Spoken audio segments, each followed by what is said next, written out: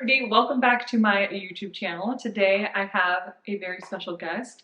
This is my husband, Corey. If you follow me over on Instagram, then you know that this past week I did a poll on my stories because it's been very requested to do a Q&A with Corey just about our relationship, if I'm pregnant, and kind of, yeah, you guys asked some really good questions. So we're gonna jump right in and answer those questions. So welcome, Corey. Thanks. Let's get to it. In case you're new here, I'm Dr. Ali. I'm an OBGYN, and here on YouTube, I share my life, I share educational content, women's health, pregnancy. Obviously, I'm going through a pregnancy myself, so I'm sharing my experience through that, which has not been great all the time, but I'm hoping that the videos help some of you all. So that's just a little bit about me, and let's jump into the Q&A.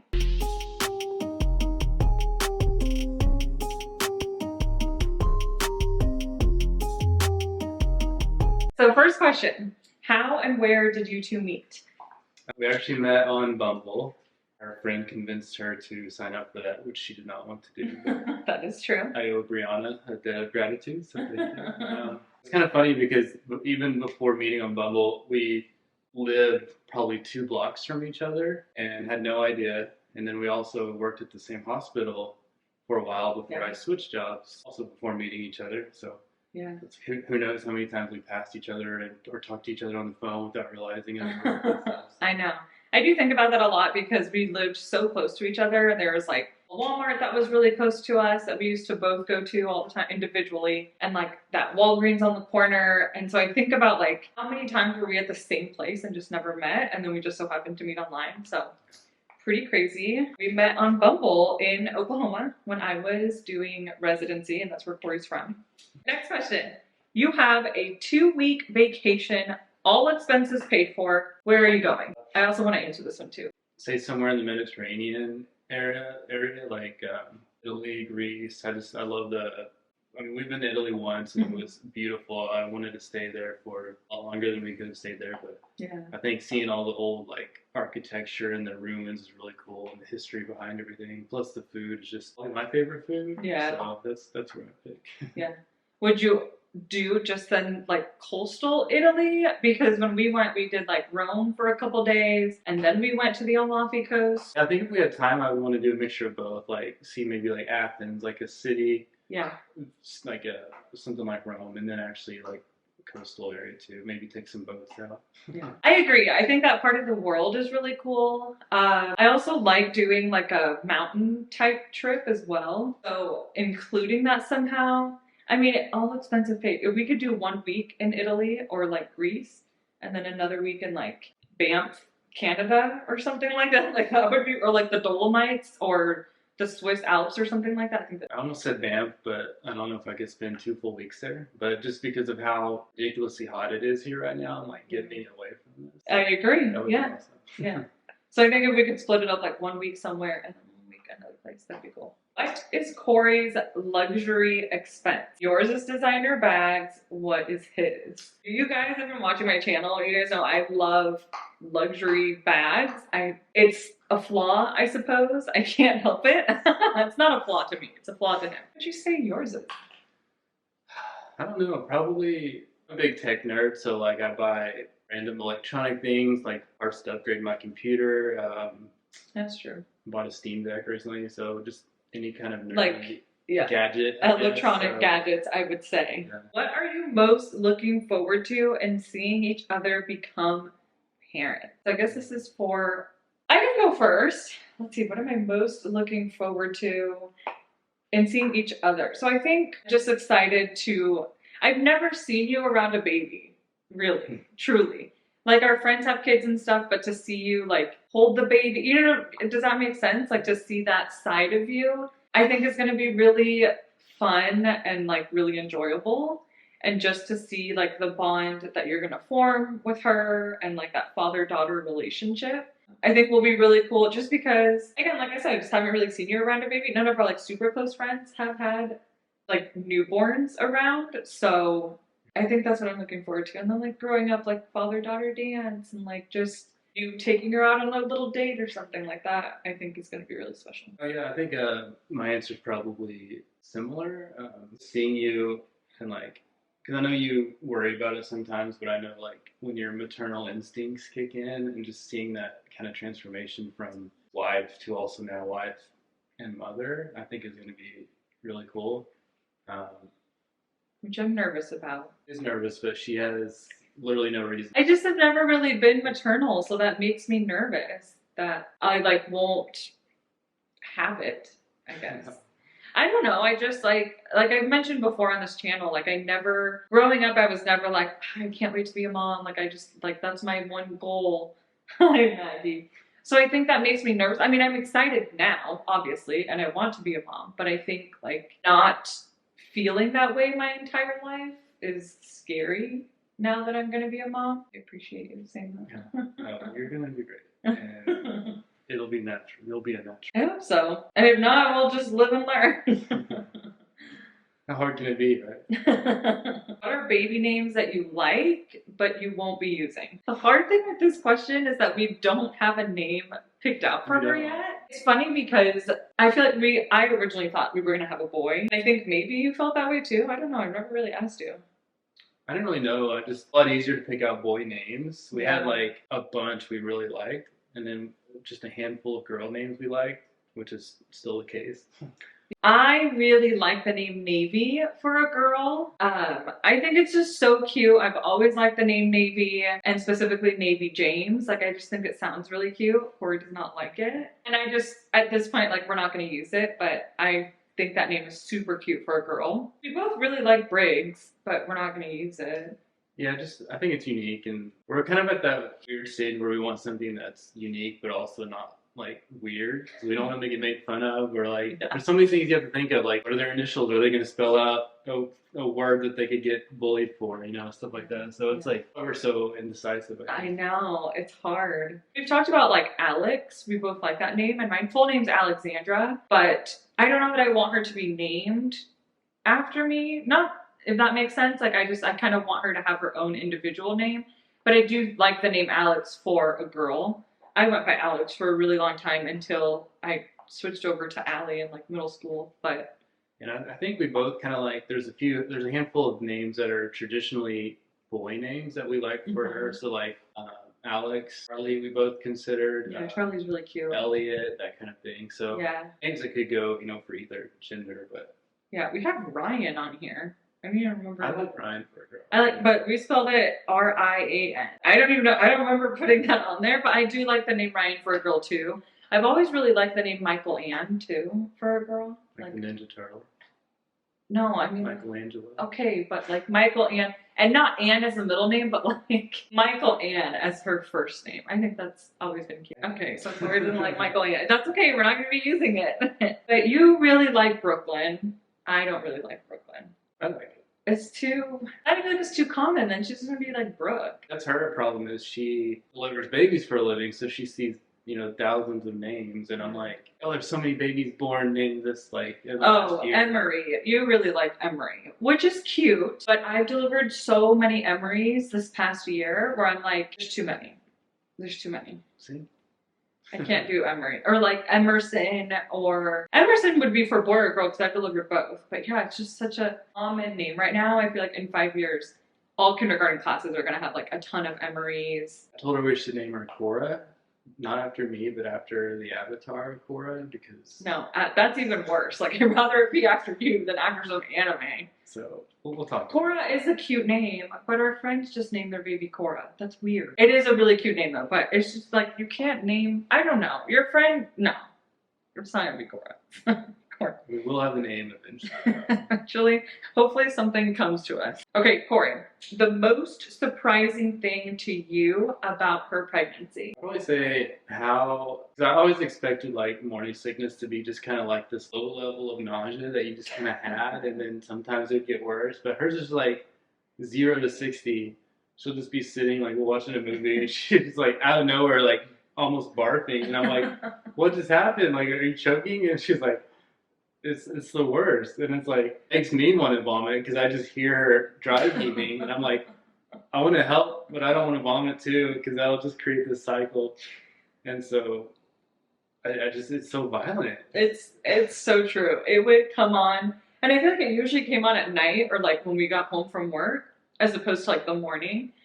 But it is very violent, and it was just like it would start off with like dry heaving, but like an aggressively loud dry heave. It's very It's so, and then Corey would start dry heaving, so I was like, we were just a mess. Like it's so violent when it would come on. And it's weird triggers too. So like she would just like walk by the fridge or like open it to get some water, and just like I don't know, for some reason the fridge would just trigger her.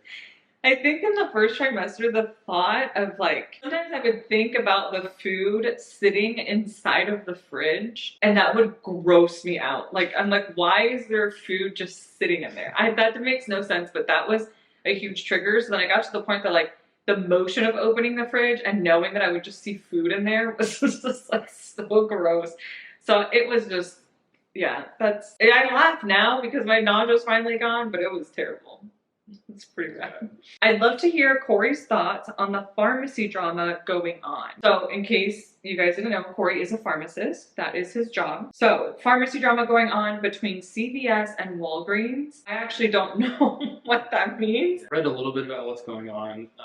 If this is what I think the question's alluding to, but essentially, and I won't call out any of the pharmacies because it's pretty much anywhere in retail pharmacy. Retail, I mean anything that's not hospital. So like your independent pharmacies, and then the big ones like Walgreens, CVS. Basically, it's because I used to work retail. I worked at Walgreens for a while, and the work conditions, I left that maybe 9 years ago, something like that. But even back then, it had gotten really bad to where like our technician hours are cut down way down. Usually have maybe one pharmacist staffing depending on how busy the store is. You're having to answer crazy amounts of phone calls from providers, from patients, from insurance companies.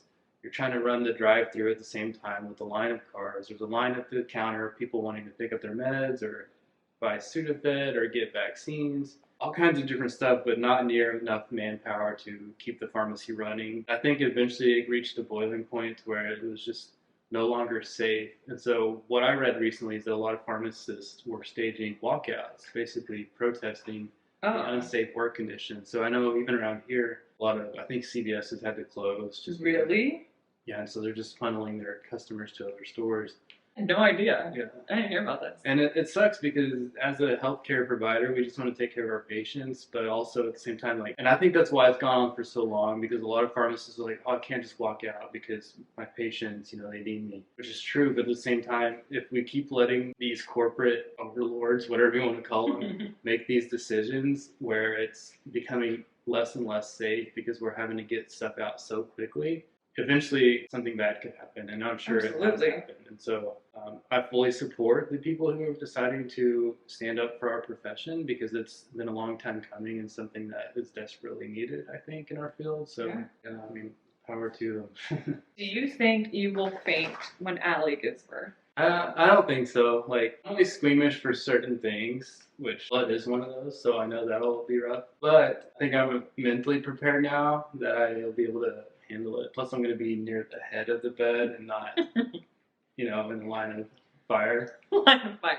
So I don't think you will. We did a birthing class just so you could be exposed to it, where they showed a video of a birth. I think you did great.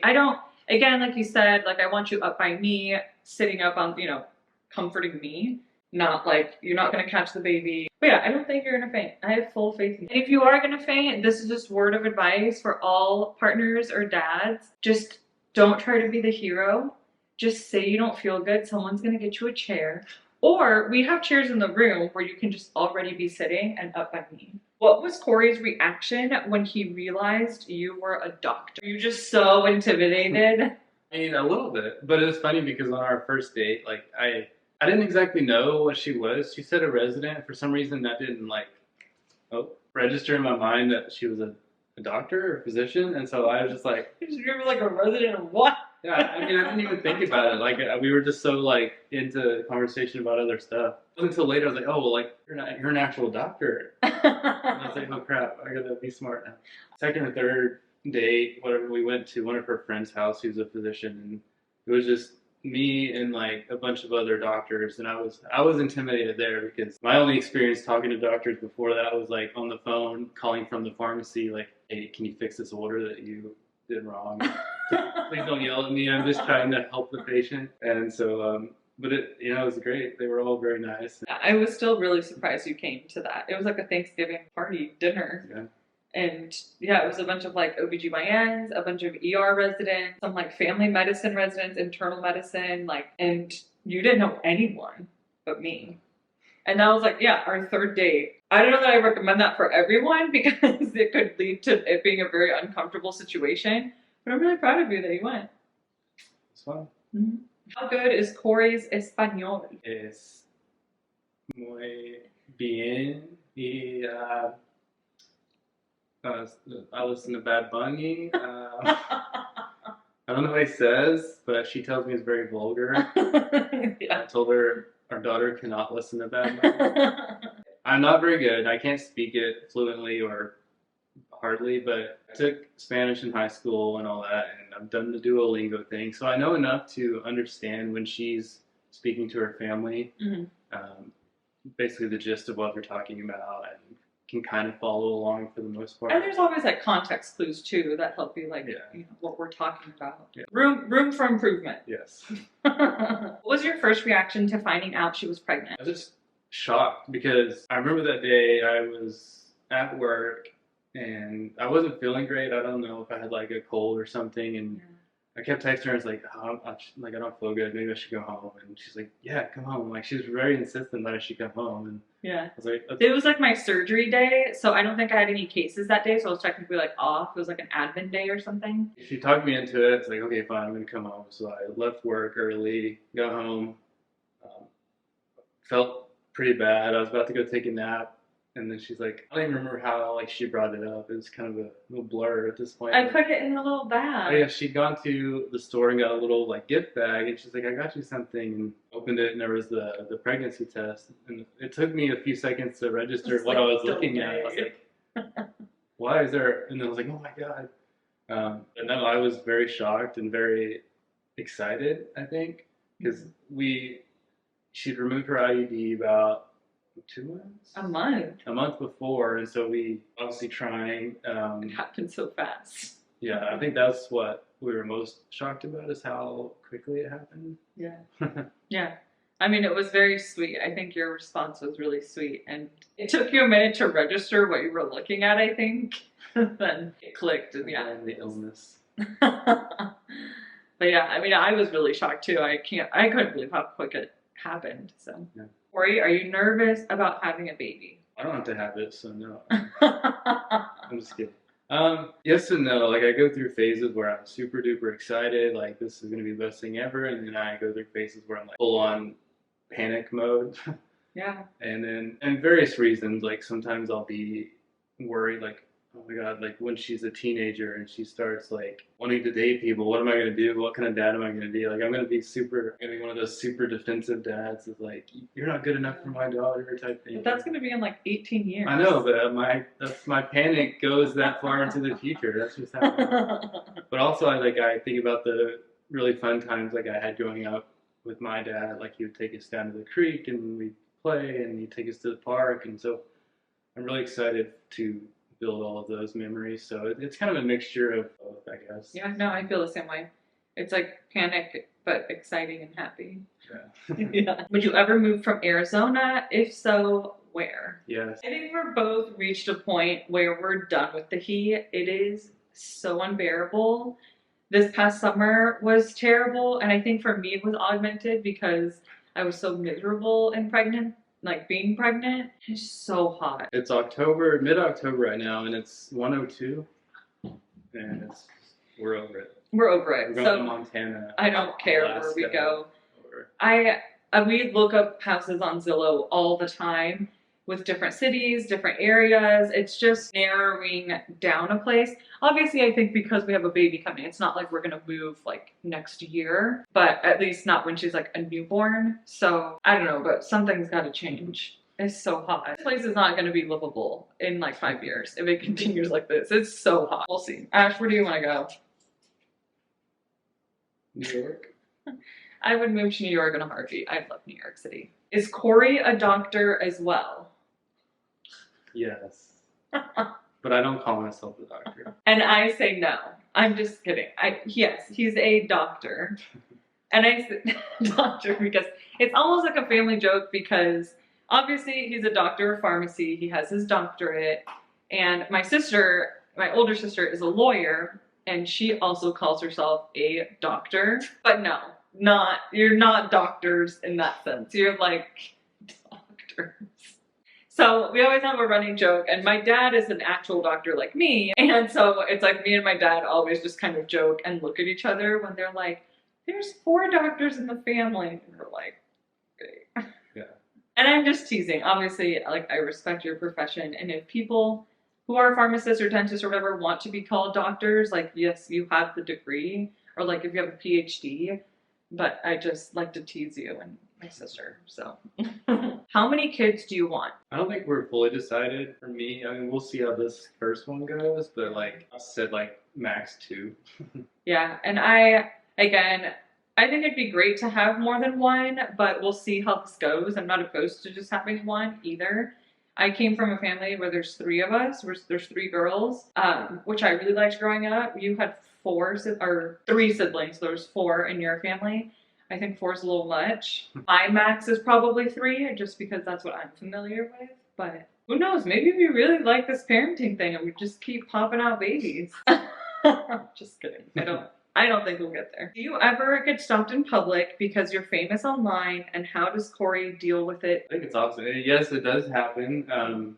It's great, but it's also like I feel a little bit embarrassed when it happens, but there was a few different times I can remember. One when we first moved to, I think it was here in Phoenix. We were at some wine bar or something, a trivia night. Oh yeah. And a girl comes up to her and was like, "Are you that TikTok doctor or whatever?" She said, and she's like, "Yeah." She was so embarrassed, but it was really cute. So yeah. And then there was one time when we were moving from Oklahoma to here. We were having like a garage sale to get rid of some of our stuff before we moved, and Oh, that was special. there was a little girl, I don't know, maybe young teen or something. Yeah, she's about like 12 or 13 or something. I don't know. And she like whispered to her mom, and her mom came up and asked Allie, she's like, "Are you on like TikTok or something?" And I was like, "Yeah." And the little girl was like, "Oh, she's a big fan of yours and all this kind of stuff." And so she's like, "Can she come meet you?" So they brought her up. And that was really cool. I cried after that because just to see like a young girl who was like watching my videos and learning about body and puberty and periods and stuff, and to recognize me, oh, it was just so cool. It was really cool. I really like that one. Mm-hmm.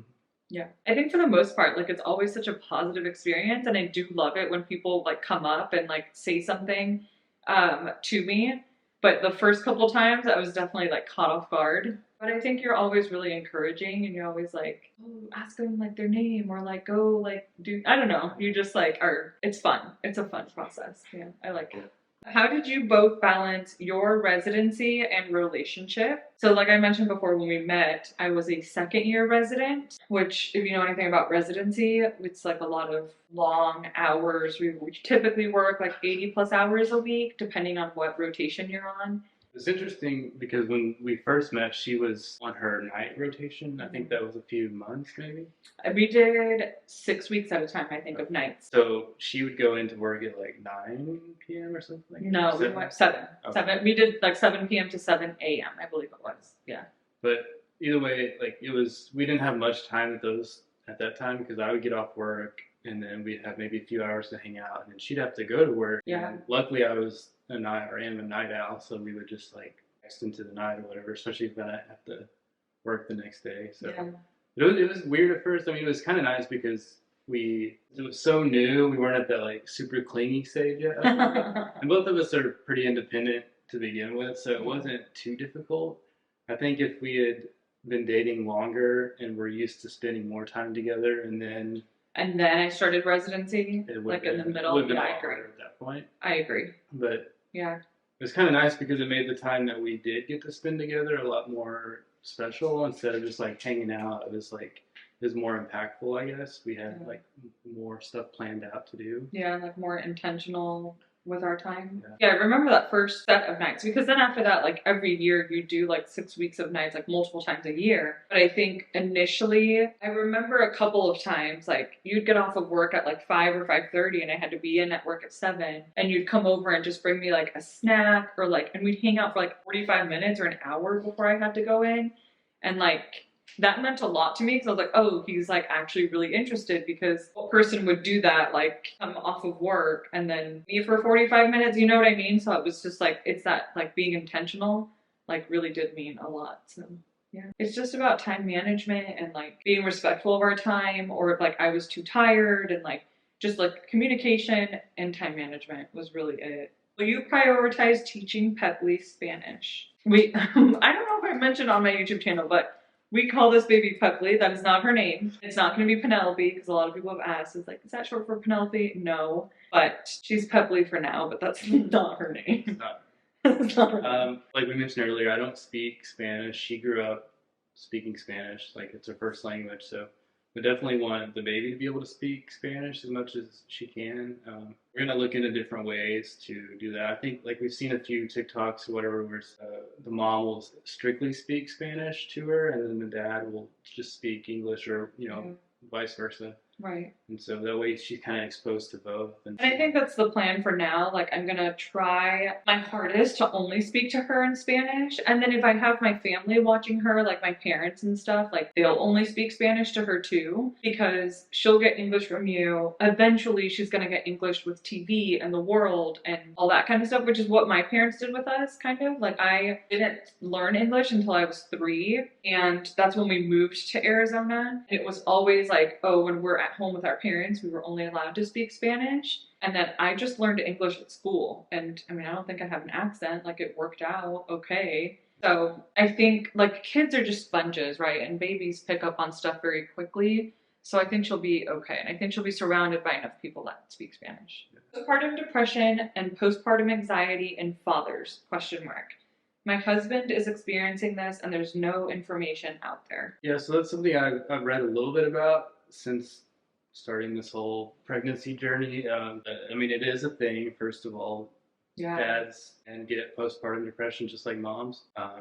From what I read, the biggest difference is that women are more likely to, I guess, A, admit it, and B, also seek help for it, because it is less of a stigma, I guess, for women. Right. In society or whatever. Yeah. I was kind of surprised too, because it's not like, obviously we're not physically delivering a baby or anything, but it is a complete disruption to lifestyle, all that, plus the lack of sleep that we'll both be getting. You know, it's all these things that do affect your hormones, and so that can affect your, you know, your mental health as well. So I would just encourage anybody, any fathers out there, like if you do feel like this might be something you're going through, or read up on it, do some research. There are some resources out there. There's websites, you know, specifically designed for men to kind of give us ways to get through this. So definitely don't try to be the macho guy who's like, oh, I think that's another thing is we feel like we're not allowed to be pressed or go through this stuff because we have to be the support or the pillar for her, because she just went through this like traumatic experience. And so, and she herself may be going through something similar. So yeah, I think we put a lot of pressure on ourselves to have to be the strong one.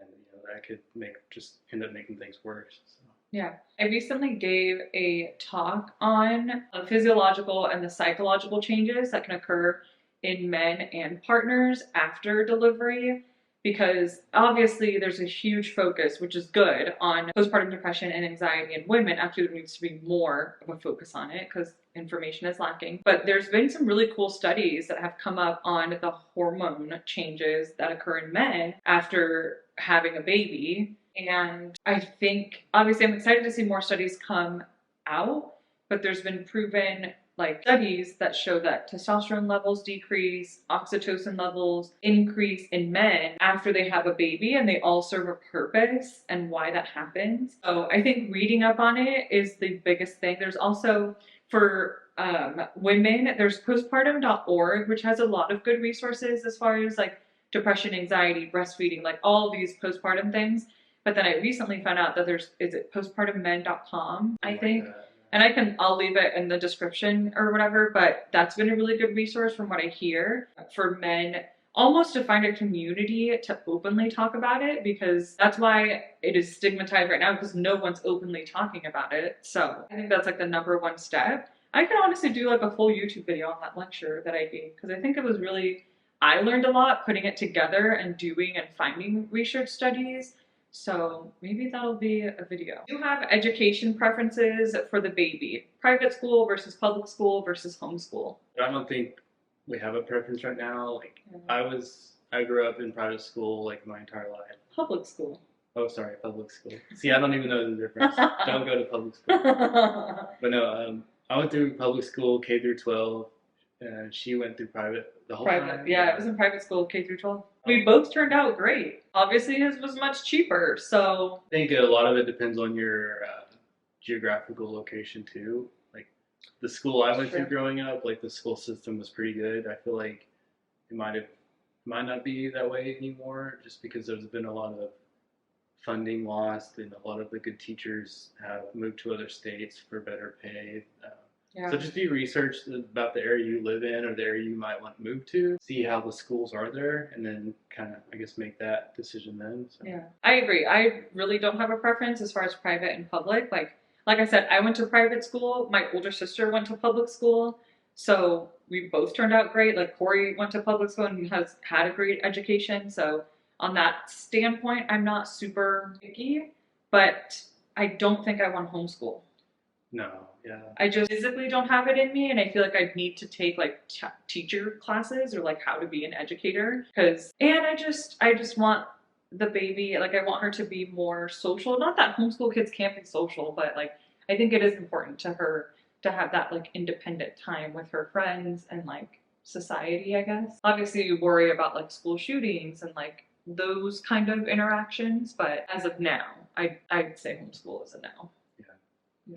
I think a big thing either way is just taking an active role in your kids' learning. So like helping them with homework, not just doing it for them, but helping them kind of understand what's going on, like why we're having to learn this kind of stuff is huge too. So yeah, I agree. On the same page. I like it. Okay, last question. Does he feel left out or behind because your job and knowledge going into pregnancy? I think it's awesome because like if she wasn't an OB or something else, like I would be a lot more nervous, I think. And feel like we'd have to find Google a lot more. Yeah. I mean, I ask her questions all the time, so she's like, you know, my little baby encyclopedia. So I think it's great, and I don't really feel like I'm better prepared because of that, because she can kind of tell me what to expect, and so I had to take a step back because during appointments and stuff with like my OBGYN, who also happens to be a friend, it was like we weren't really talking about the pregnancy that much, or like she'd listen to the heartbeat, we'd be like like something, and you were like, is the heartbeat okay? I'm like, yeah, like I don't know. So I feel like I had to take a minute and be like, okay, this isn't second nature to him. So I'm like, I need to give him the space to ask the questions, or like during the ultrasounds and stuff, like I would just be like so focused on like making sure the scan was going okay. And you'd be like, what is that? And I'm like, it's a placenta, like that kind of thing. So I'm like, wait a minute, I need to like allow him this space to like ask questions and like not me be the one answering, but like my doctor, and kind of have that relationship form. I don't know. I think overall it's been good. I think on the other side of the coin is that she has seen so much and she knows everything that can go wrong. So I kind of use this as a gauge. Like if something shows up, I'm like, I look at her reaction. Like if she looks like, oh, that could be bad, then I'm panicking. But if she's like, oh, that's no big deal, I'm like, okay. So, but I think you might worry a little bit more about, you know, just little bitty things, because you know how, like, what they could turn into if they're not addressed. And so it's been interesting seeing her as the patient now and not just the provider. Yeah, it's weird being on this side of things. I've learned a lot, and yeah, it's weird. Hey, that was it. You did great. We're their partner. We're their partner. I hope you guys enjoyed this video. Let me know if you want Corey to come back for another video. Maybe once we have her, we can do like a part 2 or something on what actually went down. We will probably look a lot more ragged. Yeah. Anyway, thank you guys so much for always following along, for showing so much love and support to me and my channel. It truly means so much to me. means a lot to Corey too, who's a huge supporter of mine. But yeah, I love you guys so much. I hope you have a good rest of your week. We have to do our send off. What? Let's go. That's neat. Say bye, Maggie. Thank you so much for following along, you guys. I will see you next week for a new video.